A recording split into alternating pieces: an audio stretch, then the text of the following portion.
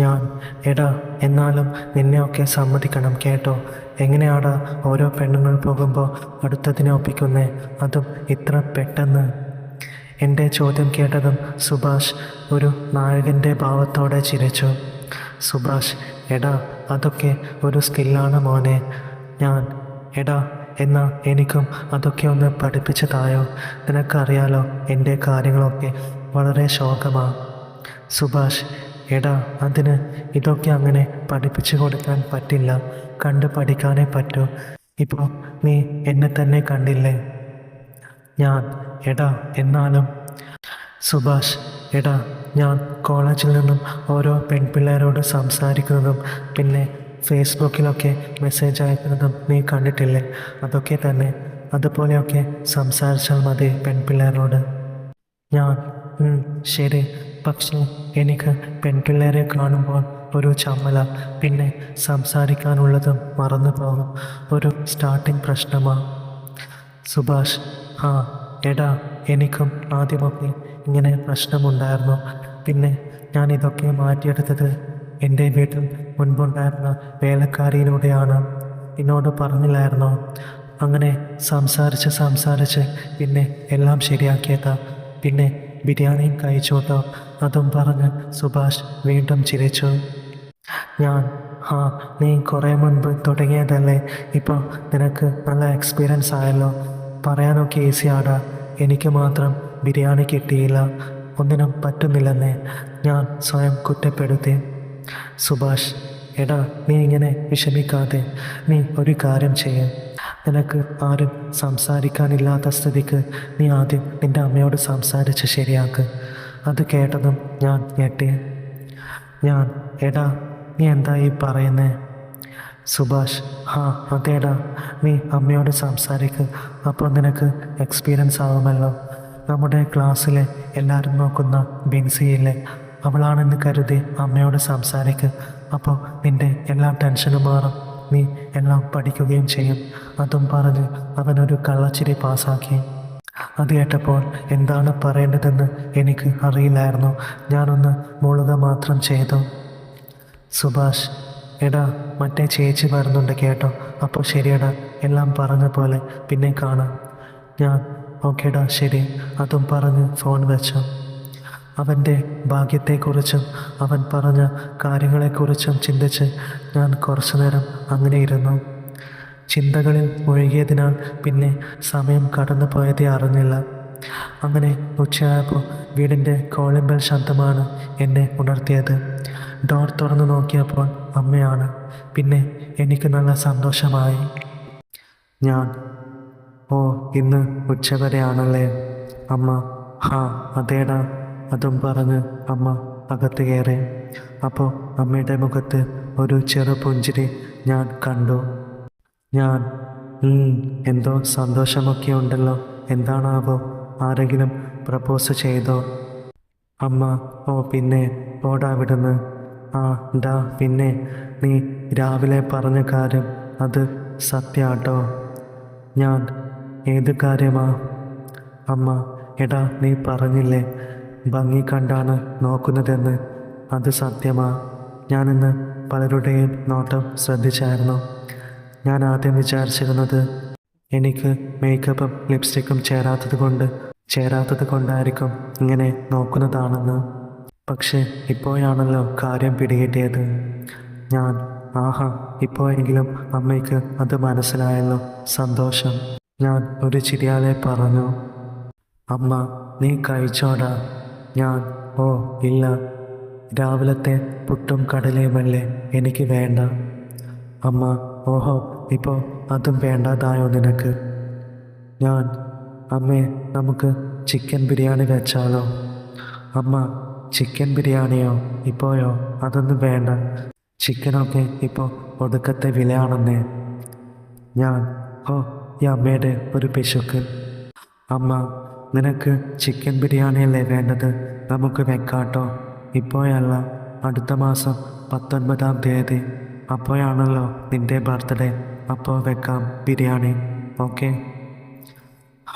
Birthday എങ്കിൽ birthday, ഞാൻ നിരാശയോടെ പറഞ്ഞു. അമ്മ ഞാൻ കുളിച്ചിട്ട് വരാട്ടോ. അതും പറഞ്ഞ് അമ്മ കുളിമുറിയിൽ പോയി.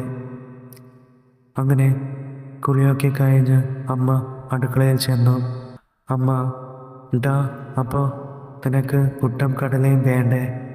ചോറ് വെച്ച് തരട്ടെ ഞാൻ ആ, ചോറെങ്കിൽ ചോറ്, ഞാൻ ആളിൽ നിന്നും ഉറക്കെ പറഞ്ഞു. ഇനിയിപ്പോൾ ചോറിൻ്റെ കൂടെ കറി എന്ത് കൂട്ടും? അയ്യോ അമ്മ, കടലക്കറി എങ്ങാനും തരുമോ? ഞാൻ ചിന്തിച്ചു. പെട്ടെന്നാണ് പുറത്തു നിന്നും ഒരു ശബ്ദം കേട്ടത്. കൊള്ളിക്കിഴങ്ങ്, പഴം എന്നൊക്കെ പറയുന്നു. ഞാൻ ജനാലയിൽ കൂടി എത്തി നോക്കി. അത് സത്താർക്കയായിരുന്നു. അവിടങ്ങളിൽ ഇടയ്ക്കിടെ ഉന്തുവണ്ടിയിൽ ഓരോ സാധനങ്ങൾ വിൽക്കാൻ വരുന്ന ആളായിരുന്നു സത്താർക്ക. ഞാൻ അയാളുടെ ഉന്തുവണ്ടിയിൽ നോക്കി. കിഴങ്ങും പഴങ്ങളുമൊക്കെ ഉണ്ട്. ഞാൻ, അമ്മേ, ദേ കിഴങ്ങൊക്കെ കൊണ്ടുവന്നിരിക്കുന്നു, വാങ്ങുന്നോ? നമുക്ക് ചോറിന് കറി വെക്കാലോ.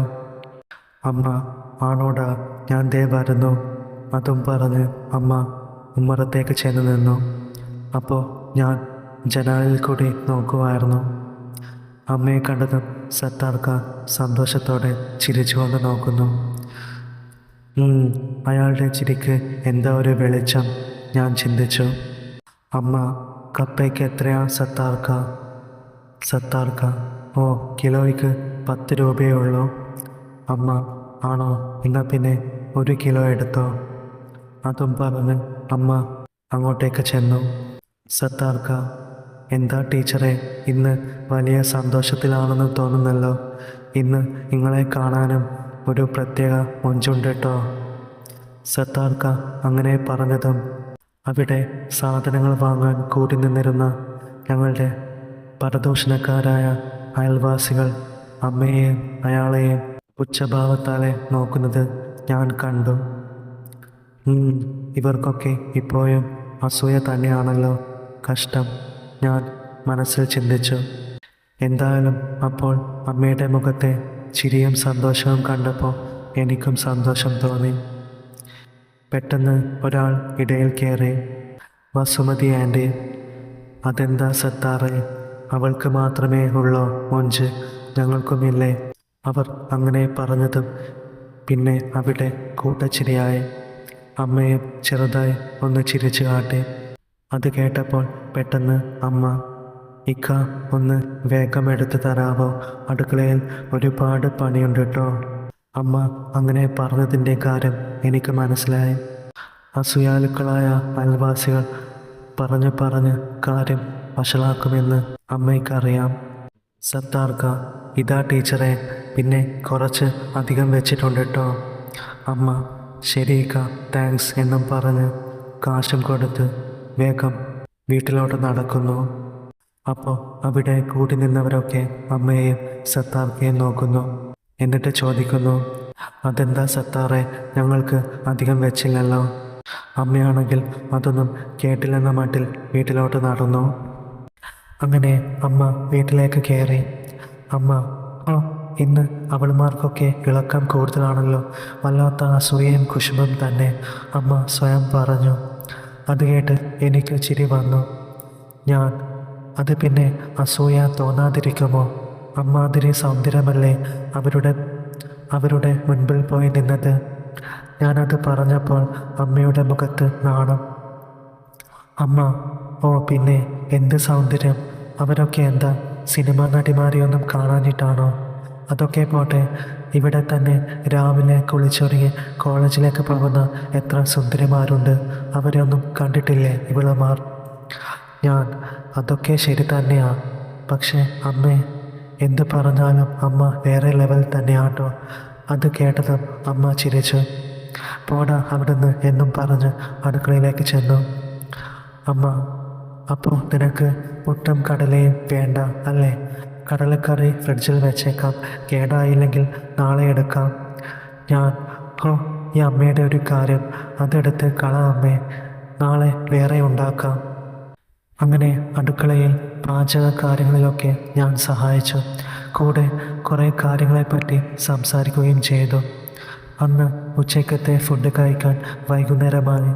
പിന്നെ വൈകിട്ടത്തെ ചായയും പലഹാരവും കഴിക്കാൻ രാത്രിയുമായി. പിന്നെ രാത്രിയിൽ ഞാനും അമ്മയും ഹാളിലിരുന്ന് ടി വി കണ്ടുകൊണ്ടിരിക്കുമ്പോഴാണ് എൻ്റെ ഫോൺ ബെല്ലടിച്ചത്. എടുത്തു നോക്കിയപ്പോൾ സുഭാഷാണ്. സംസാരം അമ്മ കേൾക്കും എന്നുള്ളത് കൊണ്ട് ഞാൻ ഫോണും എടുത്ത് എൻ്റെ മുറിയിലേക്ക് ചെന്നു. ഞാൻ എടാ പറയടാ. സുഭാഷ് ആ എടാ ഇന്ന് പൊളിച്ചോട്ടോ. ഞാൻ സത്യമാണോ? ഞാൻ ആകാംക്ഷയോടെ ചോദിച്ചു. സുഭാഷ് അതേടാ, ആ ചേച്ചിക്ക് എന്നെ വലിയ കാര്യം. അപ്പോൾ കാര്യങ്ങളൊക്കെ ഈസി ആയിരുന്നു. എന്തായാലും സൂപ്പറായിരുന്നു കേട്ടോ. അതും പറഞ്ഞ് വീണ്ടും നായകൻ്റെ ഭാവത്തിലുള്ള ചിരി. ഞാൻ എടാ എന്നാലും നിൻ്റെയൊക്കെ ഒരു യോഗം. നിൻ്റെ തലയിൽ വരച്ച വടി കൊണ്ട് എൻ്റെ എവിടെയെങ്കിലും വരച്ചാൽ മതിയായിരുന്നു. ഞാനത് പറഞ്ഞപ്പോൾ അവൻ പൊട്ടിച്ചിരിച്ചു. സുഭാഷ് ഹാ എടാ പിന്നെ നിൻ്റെ കാര്യങ്ങളൊക്കെ എന്തായി? ഞാൻ എടാ അതങ്ങനെ പതുക്കെ പോകുന്നുണ്ട്. സുഭാഷ് ആ അത് മതി, എല്ലാം പഠിക്ക്. ഞാൻ പറഞ്ഞ കാര്യം മനസ്സിലുണ്ടായാൽ മതി. അങ്ങനെ സംസാരിച്ച് പഠിച്ച് പിന്നെ പ്രാക്ടിക്കൽ ക്ലാസ്. അത് ഒരു വലിയ ടെസ്റ്റ് ആയിരിക്കും, നമ്മുടെ കോളേജിൽ വെച്ച് തന്നെ കേട്ടോ. ഞാൻ ആ ശരി ശരി. സുഭാഷ് എന്താണ് ഒരു ഉന്മേഷമില്ലാത്ത? അമ്മ ആയതുകൊണ്ടാണോ? എടാ അമ്മ നല്ല സുന്ദരിയാണ്, പിൻസിയെ പോലെ തന്നെയാ. നിൻ്റെ നാണവും ചമ്മലുമൊക്കെ അവർക്ക് മനസ്സിലാകും. അതുകൊണ്ട് നിനക്ക് ടെൻഷനില്ലാതെ സംസാരിക്കാമല്ലോ. ഞാൻ ഹാ അതേടാ, അതെനിക്ക് മനസ്സിലായി. നീ പറഞ്ഞത് ശരിയാണ്, സുന്ദരിയാണ്. അതും പറഞ്ഞായിരുന്നല്ലോ ഇന്ന് അയൽവാസികൾ അമ്മയെ പരിഹസിച്ചത്. അങ്ങനെ ഞാൻ അന്ന് ഉച്ചയ്ക്കുണ്ടായ സംഭവം അവനോട് പറഞ്ഞു കൊടുത്തു. സുഭാഷ് എടാ നീ അതൊന്നും കാര്യമാക്കണ്ട, അതൊക്കെ അവർക്ക് വെറും അസൂയ മാത്രമാണ്. ഞാൻ ഹാ അതേടാ എനിക്കറിയാം, ഇത് ഇന്നോ ഇന്നലെയോ തുടങ്ങിയതല്ലല്ലോ. അതേസമയം സുഭാഷ് ചിന്തിക്കുന്നത് ഇങ്ങനെയായിരുന്നു. ഇവൻ്റെ അമ്മ ആളൊരു നല്ല സുന്ദരി തന്നെയാണ്. സത്യം പറഞ്ഞാൽ അവരെ വെച്ച് നോക്കുമ്പോൾ ഞാൻ ഇതുവരെ വളച്ച പെണ്ണുങ്ങളൊക്കെ മാറി നിൽക്കും. അത്രയ്ക്കൊണ്ട് ഇവൻ മുൻപിലുണ്ടായിപ്പോയി. അല്ലെങ്കിൽ എങ്ങനെയെങ്കിലും സൂത്രത്തിൽ ഒന്ന് മുട്ടാമായിരുന്നു. പലപ്പോഴും വീയാതിരിക്കില്ല. ഇവൻ്റെ അച്ഛൻ നാട്ടിലില്ലാത്തത് കൊണ്ട് അതിൻ്റെ ഒരു ഇത് അവർക്കും ഉണ്ടാവുമല്ലോ. ചിലപ്പോൾ പറയാൻ പറ്റില്ല.